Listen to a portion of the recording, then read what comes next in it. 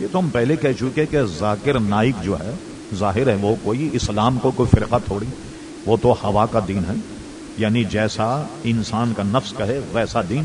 یہ اس کے آپ سارے لیکچر سن لیں، آپ کتنی آزادی اس کے ذہن میں.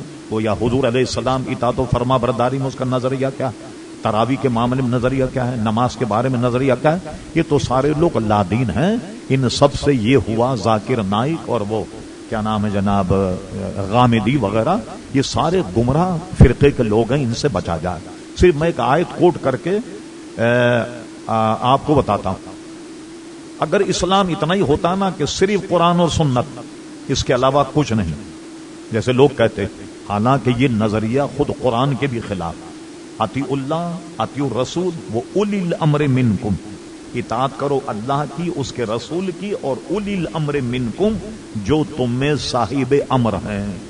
تو صاحب امر کون ہے؟ اعلی حضرت فاضل بریلوی سے سوال کیا گیا تو آپ کے ملفوظات میں یہ جواب.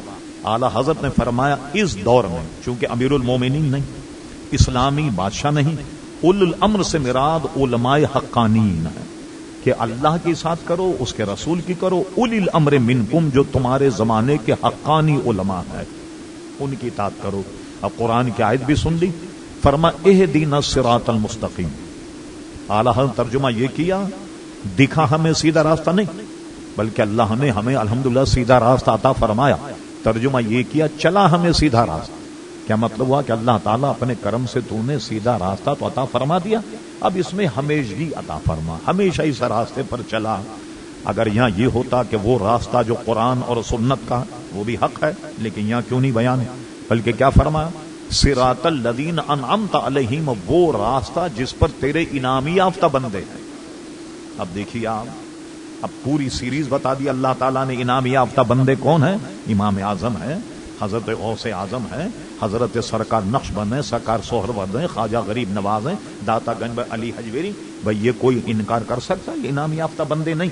اور سارے انعامی یافتہ بندوں کا مذہب دیکھیے کیا ہے، سب کا مذہب دیکھیے.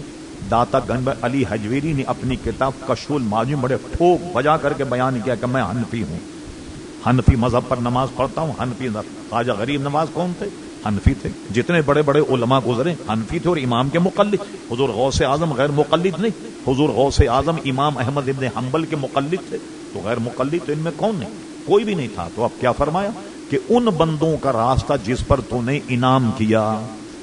اب ہم ایک مختصر سوال کرتے ہیں تو بہت چبھنے والا، وہ یہ ہے کہ اہل سنت و جماعت کے علاوہ جتنے مذہب ہیں وہ اگر یہ کہیں کہ جس صراط الذین انعمت علیہم ہم بھی اپنے انعام یافتہ بندوں پر عمل کرتے ہیں، تو کوئی ایک 16 صفحے کی کتاب کرامات اولیاء اپنی ذرا لا کے پیش کر دیں کہ آپ نے کتنے اولیاء گزرے.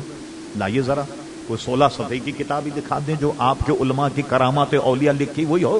اور ہمارے اولیاء کی کتابیں تو آپ پڑھتے پڑھتے تھک جائیں گے، زندگی ختم ہو جائے گی، کتابیں ختم نہیں ہوں. اتنی کتابیں الحمدللہ اللہ کے نیک بندوں سے متعلق. اس لیے اعلیٰ حضرت نے اس کا ترجمہ بہت شاندار کیا. فرما تیرے غلاموں کا نقش قدم ہے راہ خدا. وہ راہ خدا ہے کیا؟ صراط مستقیم ہے کیا؟ فرما تیرے غلاموں کا نقش قدم ہے راہ خدا. وہ کیا بہک سکے جو یہ سراغ لے کے چلے. یہ راز جس کو معلوم ہو جائے وہ کبھی آدمی گمراہ نہیں ہوگا، جو بزرگوں سے وابستہ رہے اور بزرگوں کے نقش قدم پر عمل کرے. یہ سارے گمراہ فرقے ان سے ہم کو بچنا. لوگ کہتے ہیں عموماً ارے مولانا یار کی یاری سے کام، یار کی کرنی سے کام، ہم تو خالی سنتے ہیں. تو کیا ہوا؟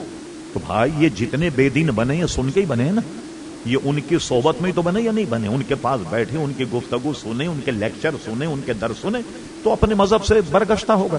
تو یہ کیسے بنے؟ کوئی آسمان سے مرزا غلام احمد قادیانی آسمان سے امت کو لے کے آئے، مسٹر پرویز کے آسمان سے لے کر کے آئے، اہل حدیث کے آسمان سے نازل ہوئے. ہمارے آپ جیسے لوگ ان کی صحبت میں بیٹھے تو کیا ہوا؟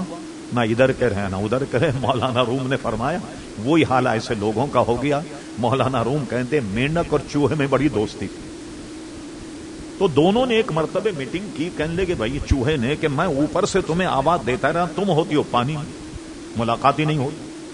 اور مینڈک نے کہا کہ میں تمہارے بل کے اوپر چٹر پٹ کرتی ہوں اور تمہیں اندر تک آواز نہیں ہوتی تو ملاقات نہیں ہوتی. ان کا کیا کرنا چاہیے؟ چوہے نے کہا میں ایک دھاگا لے کر کے آتا ہوں. یہ مولانا روم نے ہمیں سمجھانے کے لیے لکھا ہے, کوئی یہ پہلی کتاب کا لطیفہ نہیں. چوہے نے کہا ایک دھاگا لے کے آتا ہوں. کہا اس دھاگے کو مینڈک سے کہا تم میری دم میں باندھ دو, اور اس سے کہا تم میری ٹانگ میں باندھ دو. اب جب تمہاری ضرورت ہوگی میں تمہیں بل میں سے کھینچ لوں, اور میری ضرورت ہو تم پانی میں سے مجھے کھینچ لینا. مولانا روم کہتے ہیں یہ دونوں مذاکرات کرے, چوہا پھدک پھدک کر گفتگو کر رہا تھا, اوپر سے چیل نے دیکھا کوئی شکار. اب چیل نے شکار تو کیا چوہے کا, اب چوہوں کو لے کر جب اڑی تو مینڈک اس کے دم میں بندھا ہوا تھا. تو نہ زمین میں نہ آسمان میں نہ خدا ہی ملا, نہ وصال صنم, نہ ادھر کے رہے نہ ادھر کے رہے. جن لوگوں نے دیکھا کہا کیا چیل مینڈک کا شکار کرتی؟ انہوں نے کہا نہیں, شکار تو چیل نے چوہے کا کیا تھا, اس کمبخت کے دم میں مینڈک بندھا ہوا تھا, اس لیے وہ نہ ادھر کا رہا نہ ادھر کا. خدا کے لیے اپنے آپ کو بچائیے اور کسی ایک طرف ہو کر ان کی گفتگو نہیں سنی جائے. مثلا اعلی حضرت ملفوظات میں محمد ابن سیرین تابعی اور تعبیر کا علم بہت زیادہ رکھتے تھے. ہم نے گزشتہ نشستوں میں یہ کہا, امام ابن سیرین کو ایک بے دین قاری نے کہا کہ مجھ سے آپ ایک رکو سن لیں. فرمانے کہا چلیے ایک دو آیتیں مجھ سے سن لیں قرآن مجید. فرمانے میں تم سے نہیں سنوں گا. کسی نے پوچھا حضرت تو قرآن پڑھ رہا تھا, تو قرآن کے سننے میں کیا حرج ہے؟ فرما میں اس کا قرآن سنتا, اس کی آواز اس کی لے سے اگر متاثر ہوتا تو میرے دین کا کیا بنتا. تو امام ابن سیرین نے تو بد مذہب بے دین سے قرآن کی قرات بھی نہیں سنی. اس لیے ہم سب کو بچنا چاہیے. جو کہتے ہیں یار کی یاری سے کام, یار کی کرنی سے کیا کام نہیں, یہ بہت خطرناک چیز ہے. اور کل قیامت میں سوال ہوگا یہ, اور یہ حدیثوں میں مسلم شریف میں بھی حدیث موجود ہے. رب کریم فرمائے گا کہ تم نے کبھی میرے خاطر کسی سے محبت کی؟ آج تو محبت کرتے ہیں نا دولت کی, پیسے کی, اس کی محبت ہے نا آج کل. آپ کسی سے محبت یہ کریں کہ یہ ہمارا سنی بھائی, یہ دیندار آدمی, اس سے محبت کریں, یہ محبت کل قیامت میں کام آئے. اور کسی سے دشمنی اس لیے کریں کہ آپ کو چہرہ اس کا پسند نہیں, یا کچھ آپ کو اس نے نقصان پہنچا دیا دنیاوی, تو اس سے نہیں.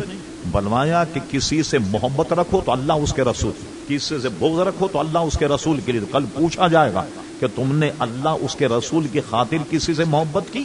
اگر محبت کی تو اس کی جزا ملے گی. اور یہ بھی پوچھا جائے گا اللہ اس کے رسول کسی سے بغض رکھا تم نے یا نہیں, یہ اپنے سینے سے لگایا. تو اگر تم نے بغض نہیں رکھا تو کل اس کی بھی آپ کو باس پرس ہوگی. اس لیے ایسے لوگوں کی صحبت میں بیٹھنے سے, ایسے لوگوں کے لیکچر سے تمام مسلمانوں کو پرہیز کرنا چاہیے.